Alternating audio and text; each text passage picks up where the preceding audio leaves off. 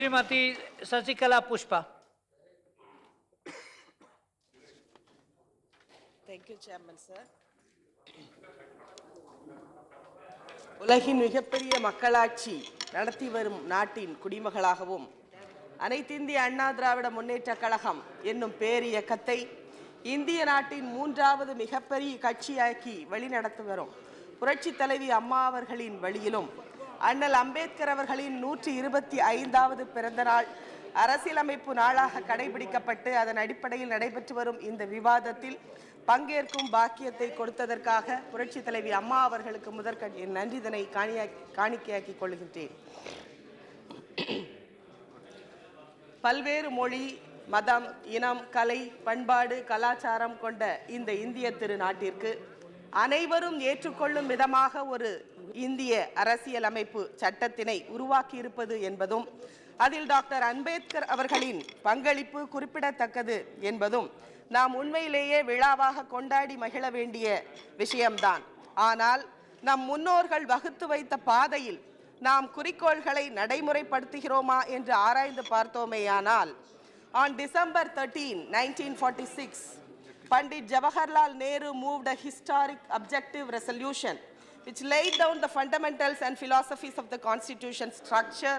One of them was about the territories of the republic and its sovereign rights. Sir, பங்களாதேஷின் சில பகுதிகளை இந்தியாவிற்கும் இந்தியாவின் சில பகுதிகளை பங்களாதேசத்திற்கும் கான்ஸ்டிடியூஷன் அமெண்ட்மெண்ட் மூலமாக கொடுத்தோமே, கச்சத்தீவு அவ்வாறு கொடுக்கப்பட்டதா?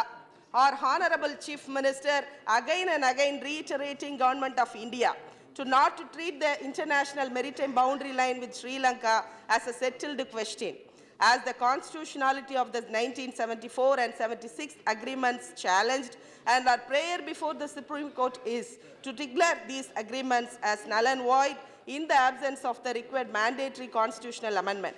In this issue, our Honorable Chief Minister personally filed a writ petition in which the government of Tamil Nadu has also subsequently implemented itself. நம்முடைய நாட்டிற்கு சொந்தமான ஒரு இடத்தை நாடாளுமன்றத்தின் ஒப்புதல் இல்லாமலேயே வேறொரு நாட்டிற்கு கொடுத்ததன் விளைவாக பல்லாயிரக்கணக்கான உயிர்கள், குறிப்பாக மீனவர்கள் பாதிக்கப்படுகின்றார்கள். மத்திய அரசாங்கம் எனும் கட்டமைப்பு இல்லாத நாட்களிலேயே அரசியலமைப்பு சட்டம் ஏற்படுத்தப்படும் முன்பே எங்கள் சங்ககால தமிழ் மன்னர்கள் சேரன் செங்குட்டுவன் கங்கையை கடந்து எதிரிகளை வீழ்த்து இமயமலையிலிருந்து கற்களை கொண்டு வந்து கண்ணகிக்கு சிலை எழுப்பினான் என்பது வரலாறு. கிபி 630லேயே முதலாம் நரசிம்மவர்மன் இலங்கையின் மீது இருமுறை படையெடுத்து வெற்றி கொண்டான் என்பது வரலாறு. கிபி 907 முதலாம் பராந்தக சோழன் இலங்கை இராணுவத்தை தோற்கடித்து ஈழம் கொண்டான் என்ற பட்டம் பெற்றான் என்பது வரலாறு. இலங்கை அரசன் 5ஆம் மகிந்தாவை வென்று அனுராதபுரத்தையும் இலங்கையின் வடபகுதியையும் கைப்பற்றி மும்முடி சோழன் என்று பட்டம் பெற்றான் முதலாம் ராஜராஜ சோழன் என்பது வரலாறு. இதையும் விட இலங்கை முழுவதையும் கைப்பற்றி இலங்கையில் சோழர் ஆட்சியை நிலைநிறுத்தினான் முதலாம் ராஜேந்திரன் என்பது வரலாறு. இந்திய அரசமைப்பு சட்டம் தோற்றுவிக்கப்படும் முன்னர் மன்னர்களால் தீர்த்து வைக்கப்பட்ட பிரச்சனைகள் கூட கான்ஸ்டிடியூஷன் உருவாக்கப்பட்ட பின்பு தீர்க்கப்பட முடியவில்லை என்று சொன்னால் அரசியலமைப்பு சட்டத்தை ஏற்றுக்கொண்டால் மட்டும் போதாது, அது முழுமையாக செயல்படுத்தப்பட வேண்டும் என்பது தெரிய வருகிறது. தமிழக மீனவர்களின் நியாயமான பிரச்சனைகளில் தலையிட்டு மாண்புமிகு இதய தெய்வம் புரட்சி தலைவி அம்மா அவர்கள் வலியுறுத்தி இருக்கும்படி கச்சத்தீவை மீட்டு தருவார்களா என்ற கேள்விக்கு பதிலளிக்குமாறு மாண்புமிகு அமைச்சர் பெருமக்களை இந்த நேரத்திலே கேட்டுக்கொள்கின்றேன். One of our salient features of our Indian Constitution is Directive Principles of State Policy, which is enumerated in Part 4 of the Constitution. Article 51, Subclass A இன் படி இன்டர்நேஷனல் பீஸ் அண்ட் செக்யூரிட்டியை கொண்டு வர வேண்டியது ஒரு அரசின் கடமை.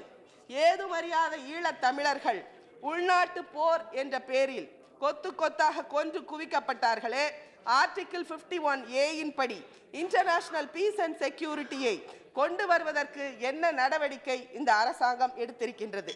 இந்த கான்ஸ்டிடியூஷன் டேயில் தமிழக மக்கள் மட்டுமல்ல, இந்தியர்கள் மட்டுமல்ல, உலகத்தின் மிகப்பெரிய டெமோக்ரசியை பார்த்து உலக தமிழர்கள் கேட்கின்றார்கள். 2 கோடி மக்கள் தொகை கொண்ட நாடு இலங்கை, 130 கோடி மக்கள் தொகை கொண்ட இந்திய நாட்டை இனப்படுகொலை செய்வதா? தமிழக சட்டப்பேரவையில் மாண்புமிகு அம்மா அவர்கள் போர் விதிமுறைகளை முற்றிலும் மீறி இனப்படுகொலை நிகழ்த்தியவர்கள் அனைவர் மீதும் சர்வதேச விசாரணை நடத்த வேண்டிய தீர்மானத்தினை இந்தியாவே கொண்டு வர வேண்டும் என்று தீர்மானம் நிறைவேற்றிய பின்னும் மத்திய அரசாங்கத்தின் நிலைப்பாடு என்ன? டாக்டர் அம்பேத்கர் அவர்கள் எப்படிப்பட்ட சென்டர் இருக்க வேண்டும் என்று சொன்னார்கள் தெரியுமா? A strong center with independent states. Sir, we need a strong center. மாண்புமிகு தமிழக முதலமைச்சர் இதய தெய்வம் புரட்சி தலைவி அம்மா அவர்களின் சீரிய முயற்சியினால் தான் தமிழகத்தில் 69% இடஒதுக்கீடு கல்வியிலும் வேலை வாய்ப்பிலும் வழங்கப்பட்டு வருகின்றது. இந்த இடஒதுக்கீட்டு கொள்கைக்கு பாதிப்பு ஏற்பட்ட பொழுது இதற்கென ஒரு சட்டத்தினை இயற்றி அதனை இந்திய அரசியலமைப்பு சட்டத்தின் 9வது அட்டவணையில் சேர்த்து இடஒதுக்கீட்டுக்கு பாதுகாப்பு கொடுத்த தலைவி புரட்சி தலைவி அம்மா அவர்கள். அண்ணல் அம்பேத்கர் அவர்களின் வழியில் அரசியலமைப்பு சட்டம் 15 கிளாஸ் 4, 15 கிளாஸ் 5, 16 கிளாஸ் 4 ஆகிய பிரிவுகளுக்கு உயிர் கொடுத்து சமூக நீதியை நிலைநாட்டிய அரசு மாண்புமிகு அம்மா அவர்களின் வழியில் நடக்கும் அனைத்து இந்திய அண்ணா திராவிட முன்னேற்ற கழகத்தின் அரசுதான் என்பதனை பெருமையோடு சுட்டிக்காட்ட விரும்புகின்றேன். டாக்டர் அம்பேத்கர் அவர்களின் பிறந்த நாளை அரசியலமைப்பு நாளாக கொண்டாடி மகிழும் இந்த வேளையில் அரசியலமைப்பு சட்டத்தை முழுமையாக பின்பற்றி மக்களை காக்கும் அரசு மாண்புமிகு அம்மா அவர்களின் அரசு என்பதற்கு உதாரணமாக as per Article 21 நரிக்குறவர்களுக்கு இலவச வீட்டுமனை பட்டா வழங்கியது தமிழக அரசு. As per Article 48, the first ever government which provided the mobile ambulance for animals, வண்ணத்து பூச்சிகளுக்கும் பூங்கா அமைத்து கொடுத்த அரசு புரட்சி தலைவி அம்மாவின் அரசு. As per Article 39A, 20,270 கோடி ரூபாய் கடன் உதவியாக சுய உதவி குழுக்களுக்கு வழங்கி சரித்திர சாதனை புரிந்து பெண்களின் வாழ்க்கை தரத்தை உயர்த்திய அரசு புரட்சி தலைவி அம்மாவின் அரசு.